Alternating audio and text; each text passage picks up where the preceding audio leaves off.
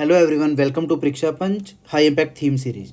आज की इस वीडियो में हम कवर करेंगे CAG, that is controller and auditor general of India. ये क्या होता है? It is controller and auditor general of India is the supreme audit institute of India. जितनी भी कंट्री में ऑडिट होती है, सेंट्रल गवर्नमेंट की, स्टेट गवर्नमेंट की, जहाँ कंसोलिडेटेड फंड ऑफ इंडिया से कोई फंड बाहर जाता है, जहाँ कंसोलिडेटेड फंड ऑफ इंडिया से बजट में या किसी भी फॉर्म में फंड यूज होता है, contingency fund, public account of India में, तो उन सब का जो ऑडिट है वो सब किसके थ्रू होता है? कैग के थ्रू होता है। तो CAG is the supreme audit institute of India.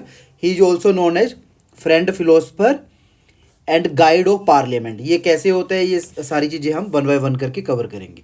तो सबसे पहले बेसिक देखते हैं, कैग है क्या। CAG is the head of Indian audit and accounts department. UPSC के थ्रू एक पोस्ट निकलती है, जो यूपीएससी का पेपर होता है सीएससी का, उसी में आईएएस आईपीएस के अलावा वहाँ पे सारी पोस्ट में एक पोस्ट होती है Indian audit and account service. तो उस पर्टिकुलर डिपार्टमेंट का जो हेड होता है दैट इज वो कैग ही होता है। ये पर्टिकुलर जो कैग का ऑफिस है, ये फर्स्ट टाइम क्रिएट हुआ था 1753 में ड्यूरिंग ब्रिटिश गवर्नमेंट इटसेल्फ, और उसके बाद कॉन्स्टिट्यूशन के बाद भी इसको रिटेन किया गया है, राइट। तो कैग क्या होता है? ये कंट्रोल करता है financial system of central and state.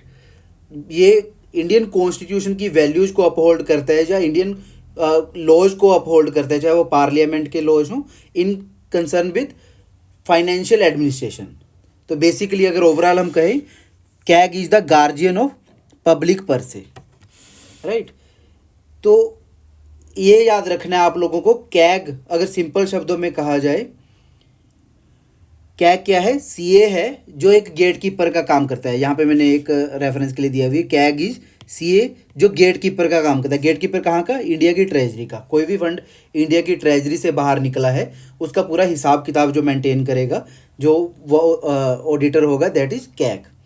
तो कैग सीए है, एक गेट कीपर की तरह काम करता है, ऐसे समझ लो सिंपल शब्दों में। क्योंकि कैग का इतना इंपॉर्टेंट रोल है, कैग यू ऑल्सो नोन है डिफेंसिव वॉल। डिफेंसिव वॉल किस चीज़ की? डिफेंसिव वॉल, दूसरे शब्दों में वुलवर्क। कैग वुलवर्क का काम करता है along with few other institute. 4 major institute है इंडिया में जो बुलवर्क ऑफ डेमोक्रेटिक सिस्टम का काम करते हैं, जहाँ पे मैंने मेंशन किए, CAG, supreme court, election commission, UPSC. अब किस किस स्पीयर में कैग जो काम करता है? वो फाइनेंशियल एडमिनिस्ट्रेशन में फाइनेंसेस को देखता है, उसमें डिफेंसिव वॉल की कोई फाइनेंस गलत तो यूज नहीं हो रहा। सुप्रीम कोर्ट क्या काम करता है?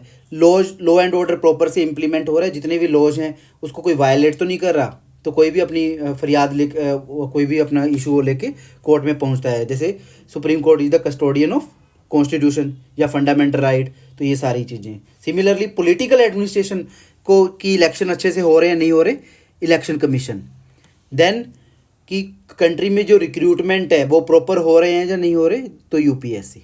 तो ये 4 डिफेंसिव वॉल का काम करती है, उसमें से एक है कैग। तो CAG is the most important constitutional position in India, तो इसके बारे में पता होना चाहिए।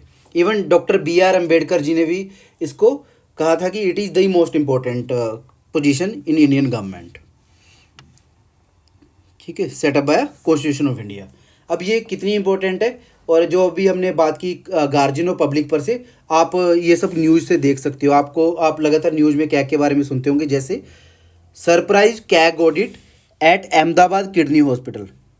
तो सरप्राइज कैग का ऑडिट हुआ है अहमदाबाद के किडनी हॉस्पिटल में। वहाँ पे देखा कि वहाँ पे जितनी भी परचेज हो रही है वो सब कायदे से तो हो रही है, कोई धोखाधड़ी तो नहीं, कोई गलत तरीके से फंड तो नहीं यूज हो रहे वहाँ पे। तो सरप्राइज विजिट हेल्थ के मामले में भी आ गया। यहाँ पे भी क्या मामला है? परचेजिंग के मामले, probe into consumable purchase.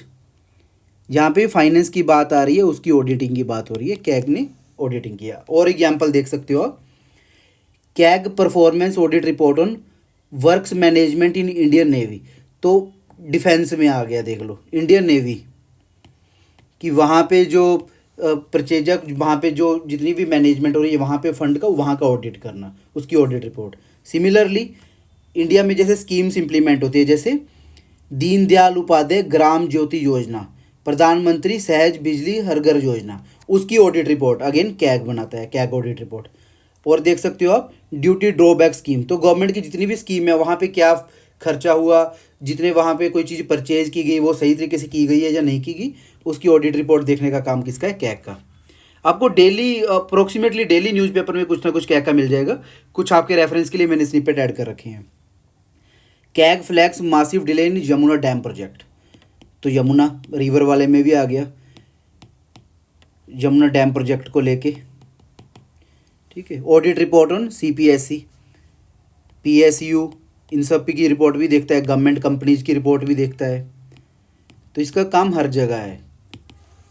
Then publication of state finance, state की भी ऑडिट रिपोर्ट देखता है स्टेट्स के अंदर, ठीक है। दिल्ली का पानी कितना जहरीला, कैग रिपोर्ट ने खोली पोल इन बीमारियों का रिस्क, तो कैग ने रिपोर्ट ऑडिट किया तो पता चला कि ड्रिंकिंग वाटर रिस्क है यहाँ पे, राइट। तो बहुत ज़्यादा इसकी इम्पोर्टेंट पोजीशन है।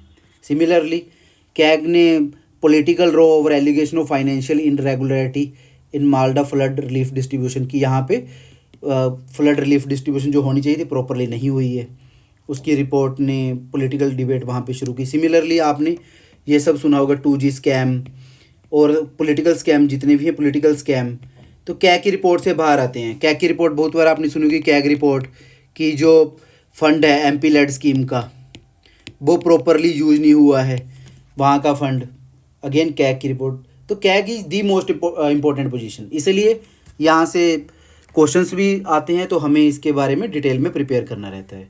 तो प्रीलिम्स पॉइंट ऑफ व्यू से, यूपीएससी प्रीलिम्स या state PCS point of view से जो हम बात कर रहे हैं, तो आप यहाँ पे पॉइंट ध्यान में रखिए।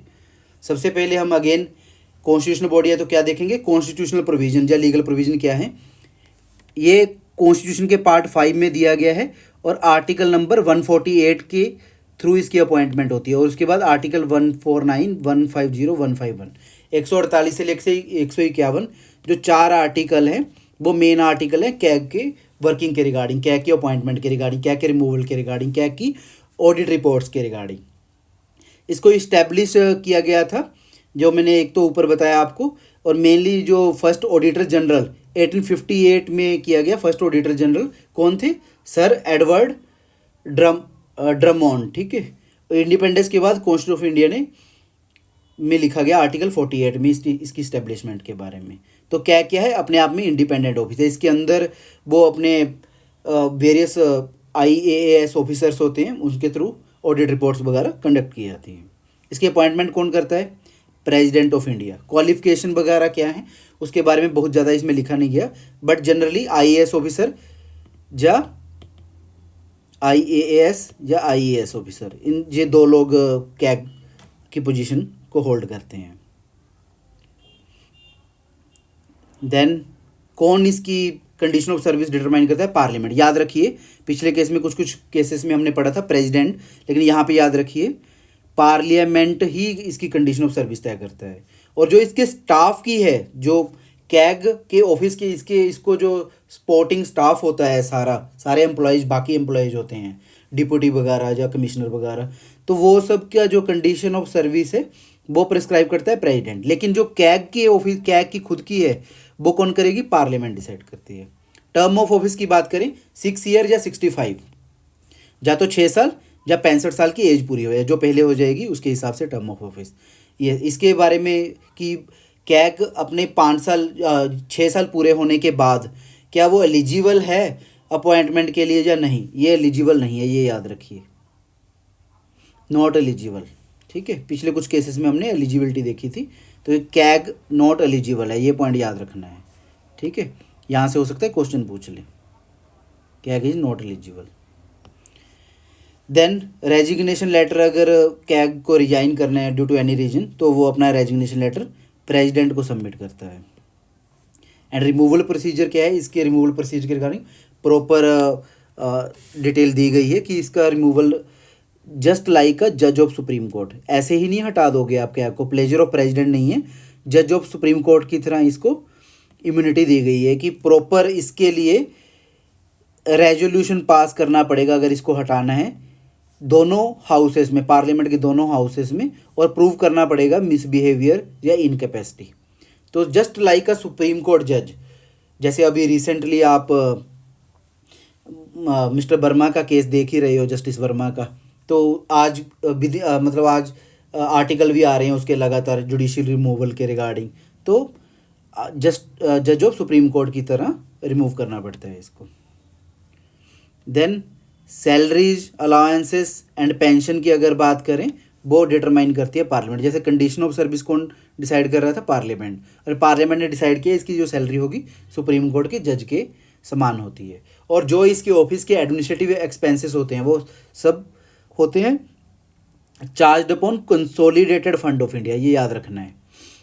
कंसोलिडेटेड फंड ऑफ इंडिया हमने पढ़ा था आर्टिकल 266 में, अगर आपको याद आ रहा हो। इसके बारे में हम पढ़ चुके हैं जब हमने पहला लेक्चर किया था constitutional and non constitutional body के ऊपर, ठीक है। देन एनुअल रिपोर्ट्स, जो कैग अपना ऑफिस है वो अपनी एनुअल रिपोर्ट किसको सबमिट करता है? प्रेसिडेंट को। और प्रेसिडेंट उसे क्या करता है? पार्लियामेंट्री हाउसेस में रख देता है। एंड पार्लियामेंट्री हाउसेस में वो पब्लिक अकाउंट कमेटी जो होती है उसको पूरा डिटेल में समझती है और उसके बाद अपनी रिपोर्ट वापस पार्लियामेंट में सबमिट कर देती है। तो मेनली जो कैग है वो 3 रिपोर्ट सबमिट करता है। कौन कौन सी? Audit report on appropriation account, audit report on finance account, audit report on public undertaking. तो 3 रिपोर्ट होती हैं जो कैग सबमिट करते हैं टू द प्रेसिडेंट। प्रेसिडेंट उसे पार्लियामेंट में रखता है, पार्लियामेंट उसे पब्लिक अकाउंट कमेटी के पास फर्दर एक्सप्लोरेशन के लिए जाती है, ठीक है। एंड करंटली अगर चेयरमैन या करंटली जो कैग है, करंट पोजीशन किसने होल्ड की हुई है? श्री के संजय मूर्ति जी ने। एंड इसकी ओथ किसने दिलवाई थी? Oath by president. हमारे जो प्रेसिडेंट है द्रौपदी मुर्मू, उन्होंने इनको ओथ दिलवाई थी, ठीक है। मेजर रोल्स ड्यूटीज हम समझ ही चुके हैं, न्यूज़ के स्निपेट्स के थ्रू भी समझ चुके हैं। आर्टिकल 149 में लिखा गया। ऑल्सो इसके regarding CAG duties, power and condition of service act भी पार्लियामेंट ने बनाया है, जिसको अमेंड किया गया था 1976 में। उसके अकॉर्डिंग कैग का क्या काम है? ऑडिट करेगा कंसोलिडेटेड फंड ऑफ इंडिया का, consolidated fund of states, public account of India, public account of state, contingency fund of India, contingency fund of states, या फिर receipt and expenditure of centre and state. तो ये सभी का देखता है। Even यहाँ ये पब्लिक सेक्टर अंडरटेकिंग जो PSU होते हैं और गवर्नमेंट कंपनीज को भी देखता है। लेकिन अगर बात करें, ये सब ऑब्लिगेशन है कंसोलिडेटेड फंड ऑफ इंडिया वगैरह का करना, लेकिन अगर जो PSU और गवर्नमेंट कंपनी का है वहाँ पे उसकी ऑब्लिगेशन नहीं है, वहाँ पे थोड़ी सी उसकी डिस्क्रिशनरी या लिमिटेड रोल होता है वहाँ पे, लेकिन करता है कैग, ठीक है। ओथ किसके सामने होती है? President. Then discretion, proprietary audit करने में इसकी डिस्क्रिशन होती है, ठीक है। कैग के बारे में थोड़ा सा क्रिटिसिज्म भी है कि कैग का रोल इंडिया में उतना ज़्यादा पावरफुल नहीं है जितना ब्रिटेन में है। कैग इंडिया में कंट्रोलर एंड ऑडिटर जनरल के केसेस में सिर्फ क्या करता है? Role of auditor general, controller वाला रोल फुलफिल नहीं करता जैसा कि ब्रिटेन में होता है। ये एक क्रिटिसिज्म है। प्रीलिम्स में रेयरली पॉसिबिलिटी है कि ये वाला पॉइंट भी पूछ ले, लेकिन बाकी फीचर्स के बारे में ज़्यादा चांसेस रहते हैं, ठीक है। Also limited role in auditing public corporation and government company, लेकिन कर सकता है, ठीक है। अब प्रीलिम्स ट्रैप, या अगर हम ट्रिक समझे कि किस तरह के ट्रैप्स UPSC आपसे पूछ सकता है, वो क्या करेगा? कैग का इंडिया में क्या है और ब्रिटेन में क्या है, दोनों के बीच में कन्फ्यूजन क्रिएट करके आपसे पूछ सकता है। जैसे इंडिया के केस में बोलते हैं हम कंट्रोलर एंड ऑडिटर जनरल है, लेकिन मेनली ये ऑडिटर जनरल वाला रोल फॉलो करता है, कंट्रोलर वाला रोल लिमिटेड है। ब्रिटेन में ये रोल बहुत ही ज़्यादा है। इसके रिमूवल प्रोसीजर के ऊपर क्वेश्चन पूछ सकता है, अपॉइंटमेंट के ऊपर क्वेश्चन पूछ सकते हैं। इसके ऑडिट की कैग ऑडिट करता है गवर्नमेंट कंपनी जो PSU का, येस और नो? येस करता है, लेकिन लिमिटेड रोल है। कैग ऑडिट करता है कब? स्पेंडिंग करते हुए, करने से पहले या बाद में? After spending. ये पॉइंट ध्यान रखना है कि जैसे कंसोलिडेटेड फंड ऑफ इंडिया से स्कीम A के लिए फ़ंड निकाल लिया, ठीक है, कि हमने क्या करना है? रेलवे ब्रिज बनाना है।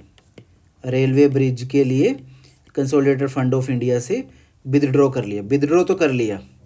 विदड्रॉ करते हुए कैग का कोई रोल नहीं है। विदड्रॉ होने के बाद उसने परचेज की और बाद में अब उसने यूज कर लिया। यूज करने के बाद आफ्टर यूज, आफ्टर स्पेंडिंग, अब कैग आ जाएगा कि यस अब बताओ आपने ये ब्रिज बनाने के लिए जो डिफरेंट आइटम्स हैं वो कहाँ से परचेज की। तो कैग उन जगह से जाके पूछेगा। फॉर एग्जांपल ब्रिज के लिए उनको स्टील की ज़रूरत थी, स्टील की, सीमेंट की, ठीक है। तो स्टील उन्होंने ले लिया टाटा से, सीमेंट ले लिया एसीसी कंपनी से। तो टाटा से और एसीसी से जाके कैग पूछेगा कि मैच करेगा उन दोनों के अकाउंट्स को। तो कैग का रोल स्पेंडिंग के बाद आता है, ठीक है, नॉट ड्यूरिंग जब आप खर्चा कर रहे हो या विदड्रॉ कर रहे हो तब नहीं, बाद में वो चेकिंग करता है कि आपने सही से यूज किया या नहीं किया, ठीक है। तो इस तरह के क्वेश्चन यूपीएससी आपसे पूछ सकता है।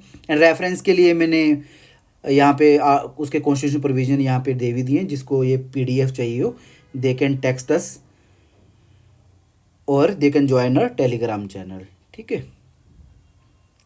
अगर आपको टेक्स्ट करना हो तो आप इस नंबर पे टेक्स्ट कर सकते हो 7042341210। इस नंबर पे आप टेक्स्ट करेंगे तो ये पीडीएफ आपको प्रोवाइड कर दी जाएगी। Okay okay then, best of luck everyone. Please like and share this video and subscribe our channel.